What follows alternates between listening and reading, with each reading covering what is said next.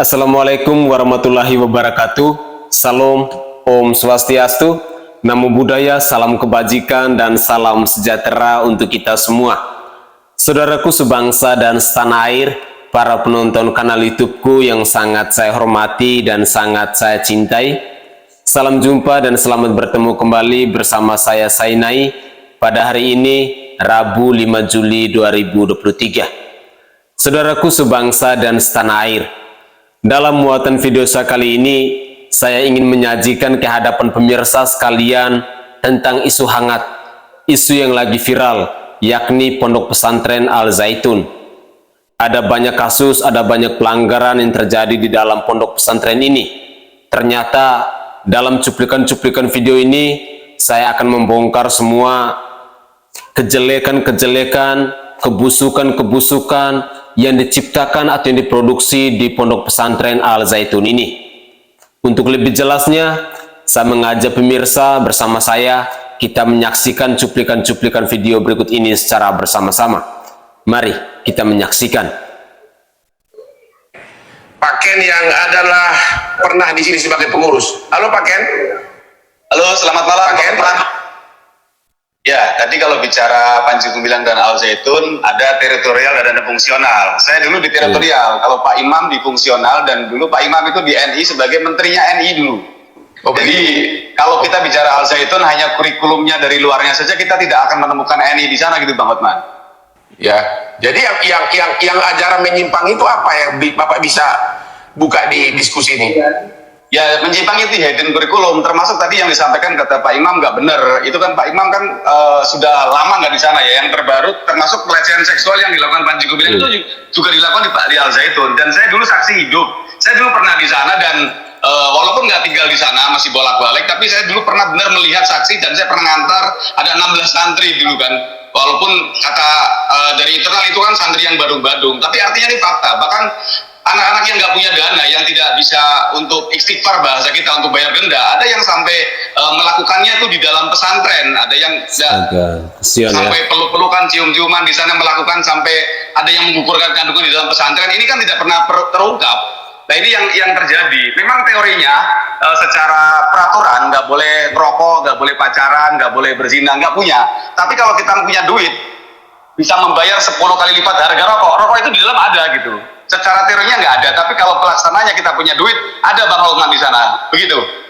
Mengenai ada apa di sana lagu yang wajib diketahui, lagu Yahudi apa itu? Benar nggak itu? Ya, lagu Yahudi betul. Jadi NI itu mengadopsi juga ajaran namanya Isa Bugis dan lembaga kerasulan.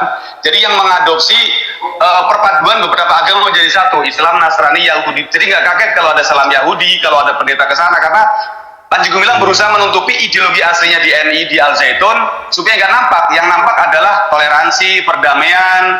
Mereka juga mengatakan karena negara Islam belum tegak di Indonesia, belum diwajibkan sholat.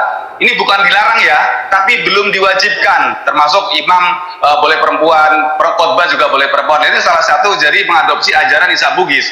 Jadi ajaran utamanya makar, mendirikan negara dalam negara, dikemas bagus, seolah-olah toleran, seolah-olah terbuka. Ini yang akhirnya orang bingung, seolah-olah ini kan gak masuk akal, tapi ini yang hebatnya Panji Gumilang. Jadi kalau kita sebut Panji Gumilang itu berkepribadian psikopat, dia bisa menutupi semua yang aslinya jahat, dikemas bagus, bahkan bukan hanya masyarakat biasa, pejabat, bahkan menteri-menteri istana juga sempat terpengaruh kan, mendukung Al Zaitun. Lah ini yang akhirnya menjadi polemik di masyarakat. Kenapa sampai hari ini tidak ada yang melaporkan ke polisi dan contoh mengenai pelecehan seksual dan sebagainya? Kenapa sampai sekarang nggak ada yang melapor polisi? Bapak sendiri kenapa nggak lapor polisi? Pelecehan seksual sudah dilaporkan, tapi kasusnya ditutup karena dianggap tidak memenuhi unsur alat bukti. Bukti-bukti bahkan TKP-nya dibongkar, sehingga ya cenderung ketika di olah TKP tidak sesuai dengan fakta yang dilakukan. Padahal ini fakta, dan itu sudah ramai viral pada saat itu.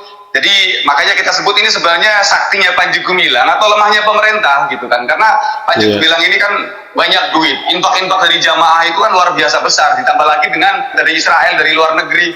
Nah ini kan Panji Gumilang sakti mungkin karena punya anggaran besar, dan memang ini kan bukan produk agama sebenarnya Bang Hotman, ini produk politik. Sehingga ketika dalam dunia politik ini tadi kan punya masa besar, Ketika masa besar ini kan pasti akan diperhitungkan tokoh politik, dan dalam dunia politik tidak ada namanya korban. Ada apa sebenarnya? Ya saya rasa ini pasti ada yang memelihara, karena tadi dari awal ini produk politik, bukan produk agama seperti pesantren umum pada. Oke, ada yang memelihara, berarti ada backing. Lihat ayatnya, baca dulu ayatnya. Jangan ngotot. Ayatnya dulu. Siapa yang ngotot?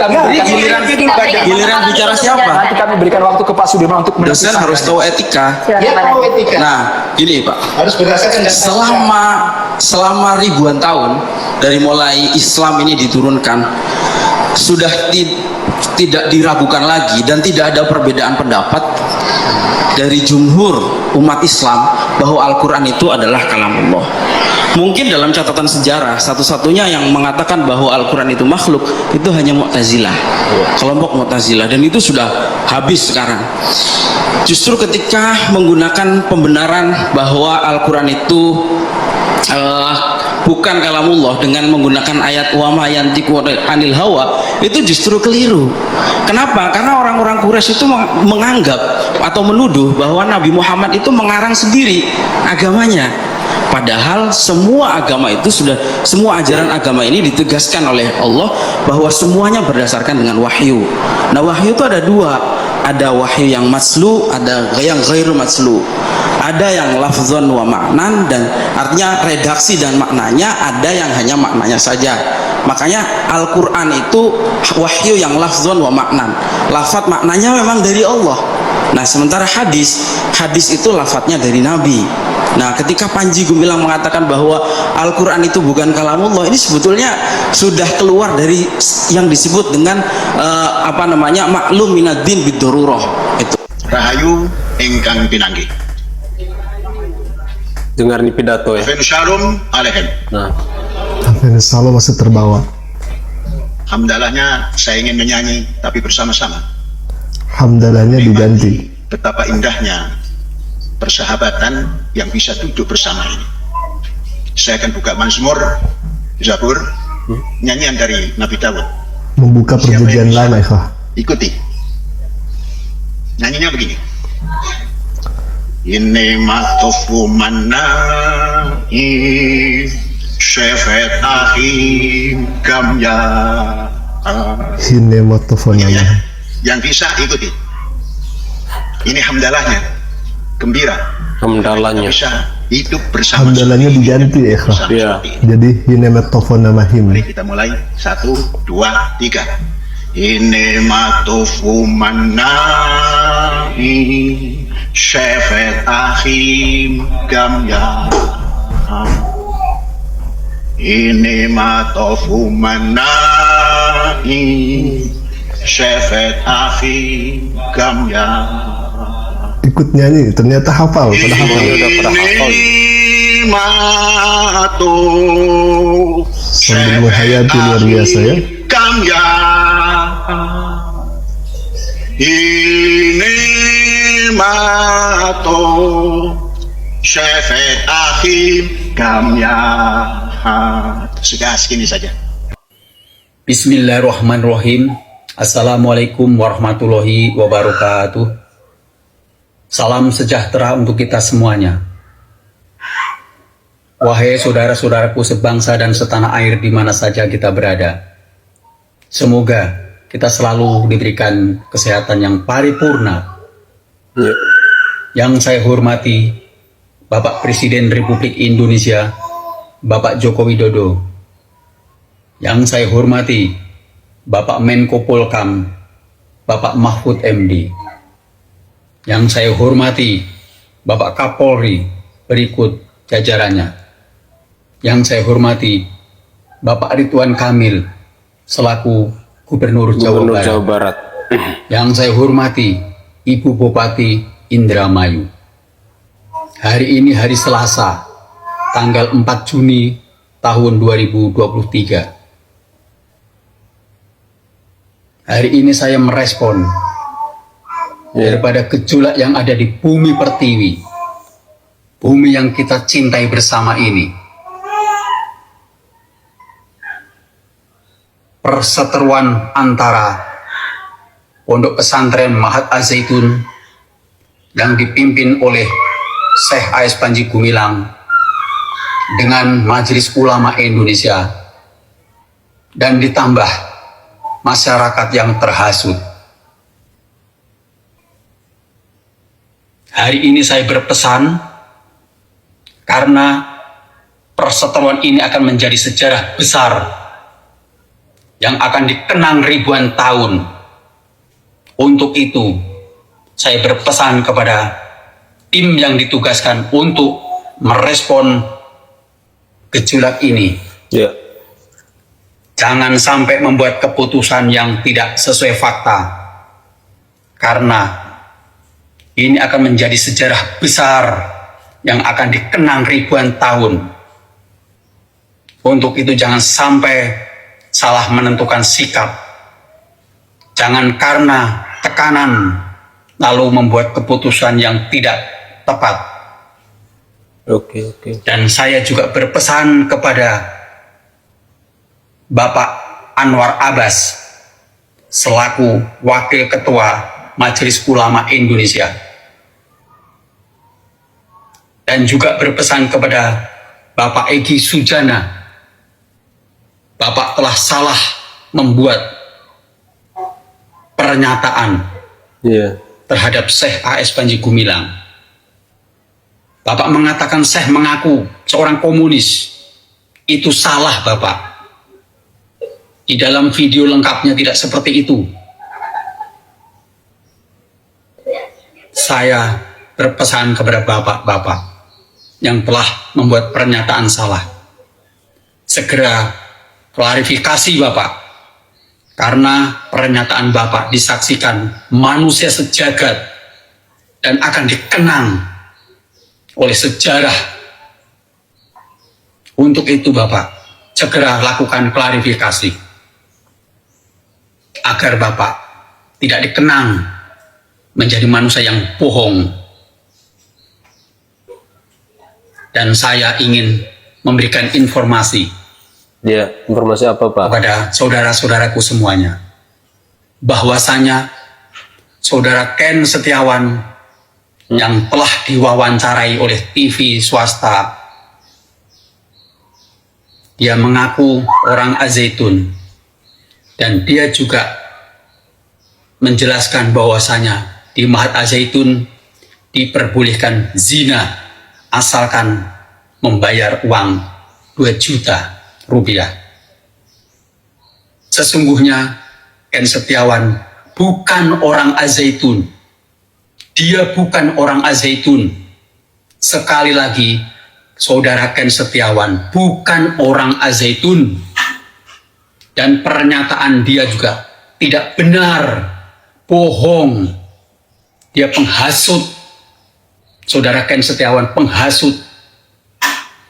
Dia akan mempertanggungjawabkan dunia akhirat. Dia telah menuduh pesantren Mahat Al-Zaitun memperbolehkan berzina. Sekali lagi saudara-saudaraku, sebangsa dan setanah air, ini akan menjadi sejarah besar. Mari kita lakukan yang terbaik agar kita dikenang dengan kenangan yang baik. Semoga pernyataan saya ini bermanfaat untuk kita semuanya. Amin.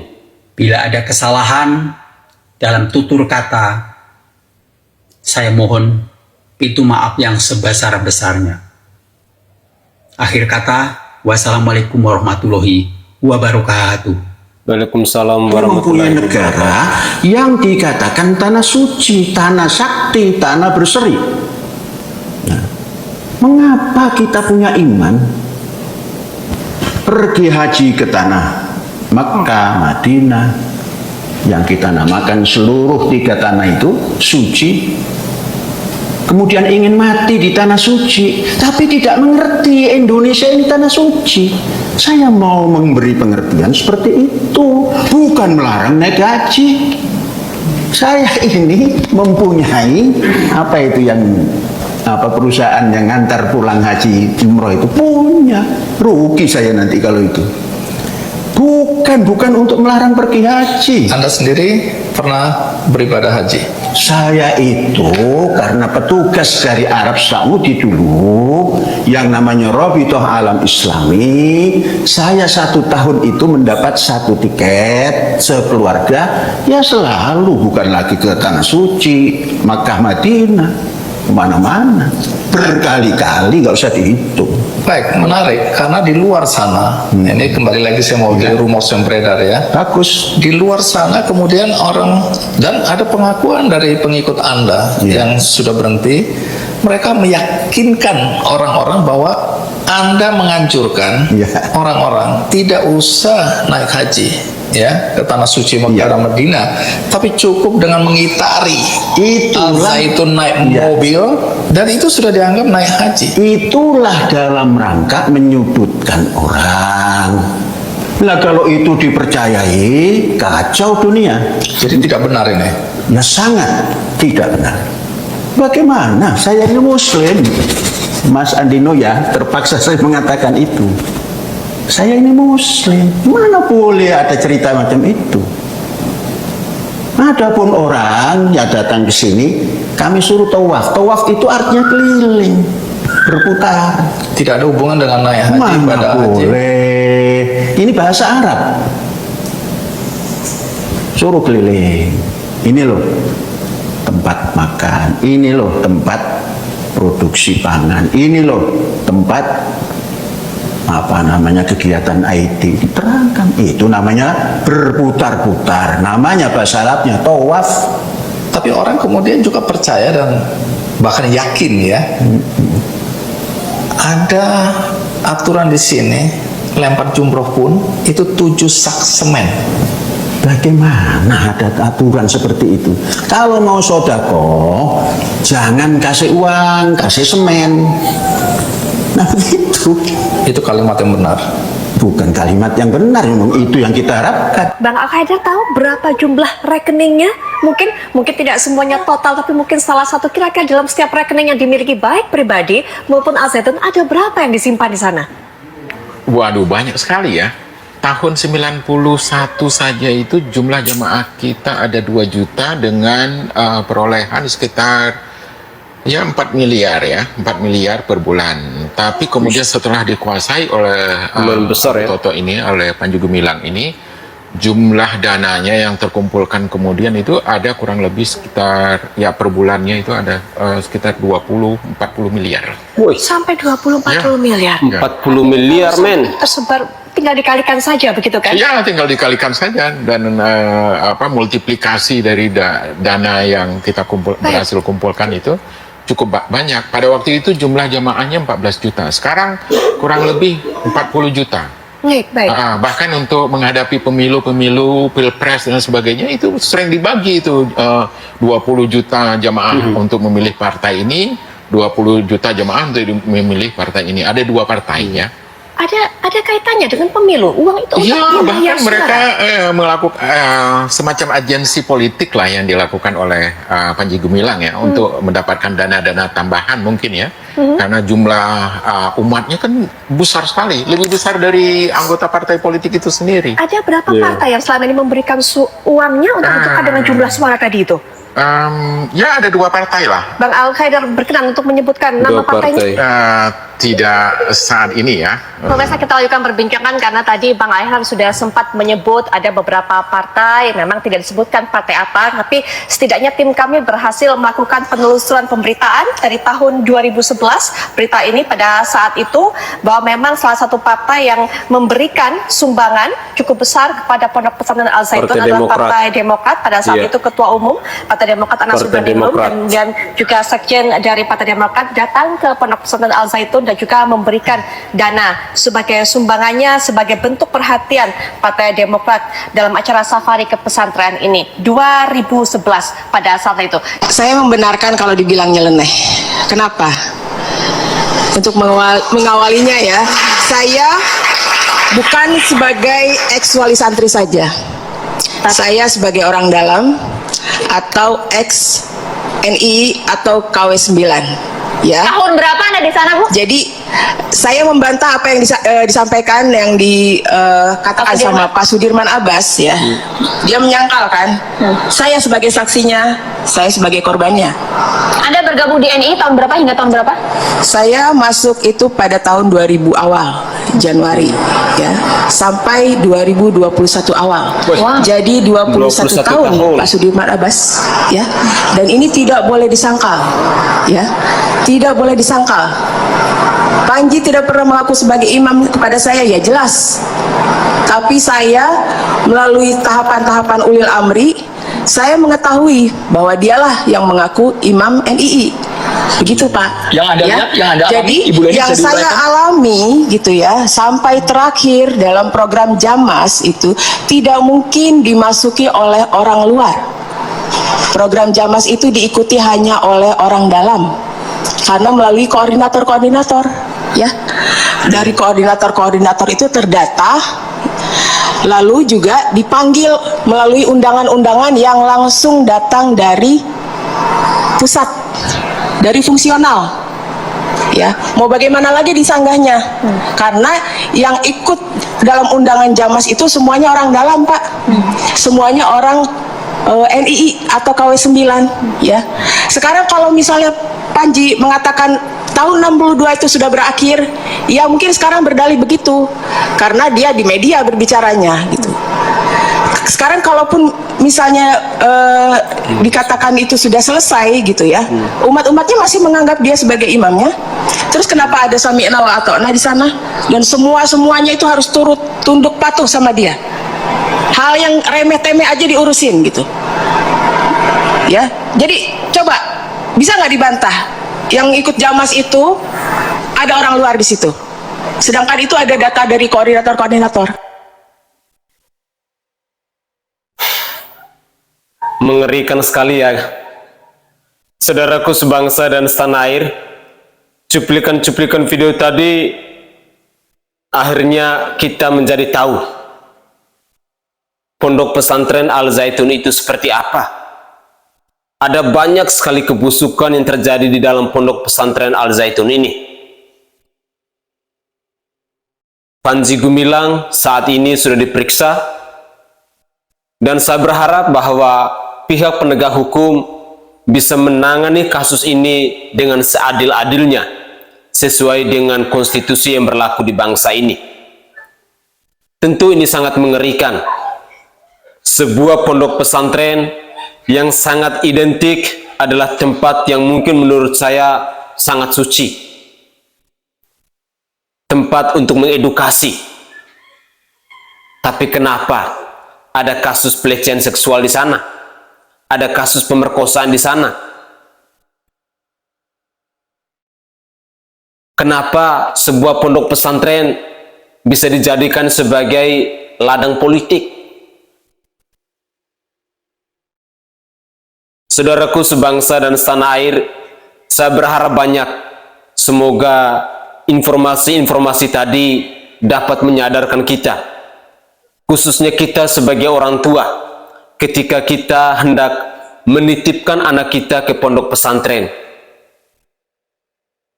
Saya berharap bahwa kita mampu untuk melihat pondok pesantren itu seperti apa, rekam jejak pondok pesantren itu seperti apa, orang-orang di dalam pondok pesantren itu seperti apa. Ini adalah pekerjaan berat bagi kita orang tua yang hendak menitipkan anak kita di pondok pesantren, agar kasus yang terjadi di pondok pesantren Al Zaitun itu tidak menimpa pada buah hati tercinta kita. Saudaraku, semoga saja cuplikan-cuplikan video tadi membuat kita menjadi lebih peka, membuat kita menjadi lebih berhati-hati, dan membuat kita menjadi lebih bijaksana. Ini sangat penting untuk kita semua. Sekali lagi saya menggarisbawahi, semoga Menko Polhukam, Gubernur Jawa Barat Bapak Ridwan Kamil bersama aparat penegak hukum yang ada di sana bisa segera memproses, bisa segera menangani kasus yang terjerat yang menimpa di pondok pesantren Al Zaitun ini. Mari kita tetap jaga agar bangsa kita ini tetap aman, tetap damai. Jangan ada kegaduhan di antara kita, dan apalagi menjelang tahun politik ini. Saya Sainai dari Provinsi Nusa Tenggara Timur. Saatnya kita yang rakyat jelata harus berani untuk bersuara. Salam hormat, salam NKRI.